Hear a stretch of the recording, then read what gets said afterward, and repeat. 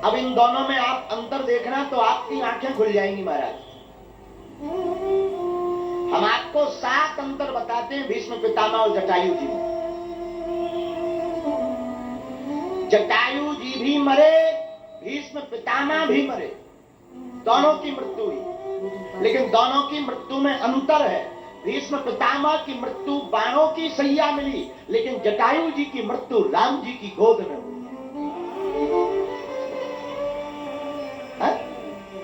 आपके पास अगर भगवान के काज करने का भाव है, संकल्प है, तो आपको भी राम जी की गोद प्राप्त हो जाए। दूसरा अंतर सुनिए, भीष्म पितामह को मरते दम तक सरसैया का कष्ट रहा, दुख रहा, पीड़ा रही, लेकिन श्री जटायु जी महाराज को कष्ट तो था पंख कटने पर रघुनाथ जी ने अपने हाथों को फेर करके कष्ट को दूर कर दिया। अब तीसरा अंतर सुनिए, जब भीष्म पितामह के पास भगवान दर्शन देने गए तो भगवान रथ पर चलकर गए।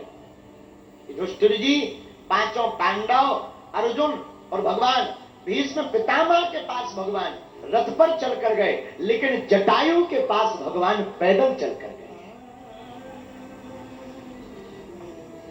क्यों? क्योंकि ये भक्त है, ये अधर्म के खिलाफ लड़ा। महाराज जी, चौथा कारण अंतर सुनिएगा,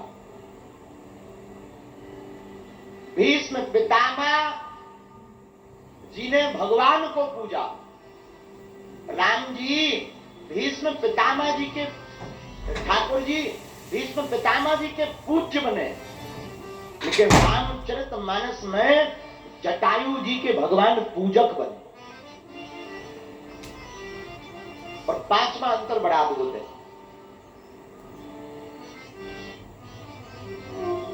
भीष्म पितामह जी को ठाकुर जी ने निहारा, लेकिन जटायु जी को ठाकुर जी रघुनाथ जी ने निहारा नहीं है, निहारा भर नहीं। आप देखेंगे जब भागवत पढ़ेंगे तो भीष्म पितामह जी को हाथ नहीं लगाया भगवान ने, स्पर्श नहीं किया, लेकिन रामचरितमानस पढ़िएगा, भीष्म पितामह को ठाकुर जी ने केवल निहारा, केवल आंखों से कृपा की, लेकिन जटायु जी को तो नेत्रों से भी कृपा की और अपनी गोद में बैठा करके अपने हाथों से भी रघुनाथ जी ने कृपा की। 6वां अंतर सुनिए, 6वां अंतर है, ठाकुर जी ने श्री भीष्म पितामह जी का अर्घ पाया, लेकिन जटायु जी का भगवान ने अर्घ नहीं पाया, अपने नेत्रों से नीर बहा करके जटायु जी को अर्घ दिया है। और 7वां और अंतिम अंतर बड़ा प्यारा है महाराज,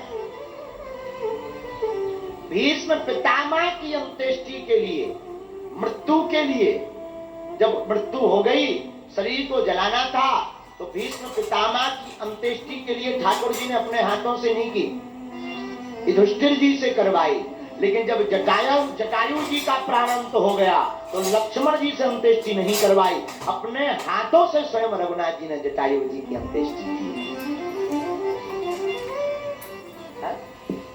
माई बाप, इससे सिद्ध होता है कि अगर आप ठाकुर जी के अनुरक्त रहेंगे, ठाकुर जी के नजदीक रहेंगे, ठाकुर जी के लिए, धर्म के लिए लड़ेंगे, तो भगवान आपके लिए भी लड़ेंगे और आपके लिए भी हरेंगे। इसलिए हमने इस कथा का जो सूत्र लिया वो बड़ा प्यारा है,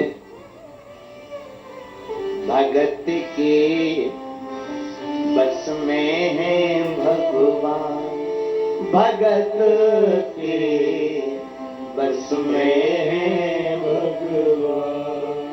अरे भगत बिना ये कुछ भी नहीं है, भगत बिना ये कुछ भी नहीं है, भगत है इनके प्राण